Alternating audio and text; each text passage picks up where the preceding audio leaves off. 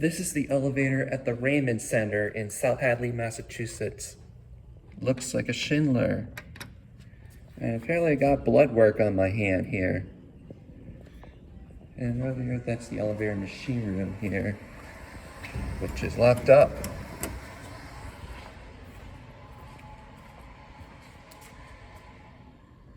And it's finally here.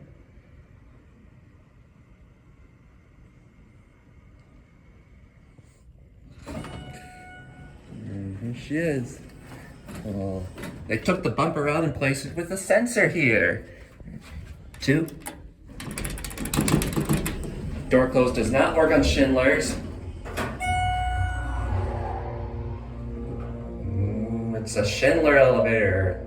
Capacity of 2,500 pounds. So here are 2. And we got an epic motor. And that's the South Hadley Adult Medicine from the Baystate. And the bumper's gone, so they placed it with the sensor on this thing. 1.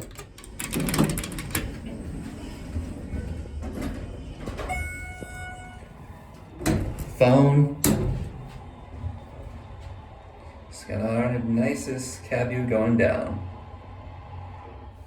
And here we are back at 1.